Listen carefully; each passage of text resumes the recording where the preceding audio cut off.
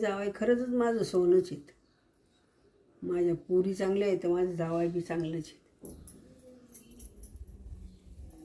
आपण किंमत धरली तर ते बिचार चांगलेच आहेत ना. आपण जर हे नाही केलं ते कुठून हे होते. पण जावाई माझं तिन्ही पण चांगले आहेत. आत्तापर्यंत आपल्या लिकींडाही सासुरास नाही केला आणि आपल्यापर्यंत बोबाट बी नाही आला त्यांचा. जावायला असं तसं सासराही नाही म्हणला ना आम्ही नाही म्हणलं, दोघी नाही म्हणलं. करतोय अजूनही मी, अजून मान मर्यादातच राहतोय. हट्टे घेतली नाही म्हणले नाही, त्यांनी आहे तेच मान्य केलं. कधी असं आपल्या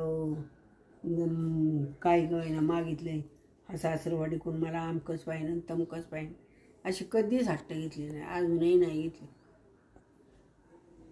माणसं त्याचंच प्रेम आहे का नाही. मी तुला आता वाटत आहे स्नेहल, आता तू मी येत होते ना तर मी कधी तुझ्या पप्पासंग बोलले नाही. मला पप्पांचं कसं वाटायचं, बाहेर ते 4 माणसात बसत्यात उठत्यात, आपला एखादा शब्द चुकला विकला तर आपला कमीपणा व्हायचा, आपल्या जावायचाही कमीपणा व्हायचा. आपण जर एखादं पासून शब्द गेल्यावर 4 माणसात बसणार उठणार असं कसं असतं, वेगळंच असतं ना. मी कधी नाही बोलले. ते उलट मम्मीला म्हणायचे, त्या मम्मी बी ती त्यांना आणि ते माहितात मम्मीला, अशी तर व्हायची आमची.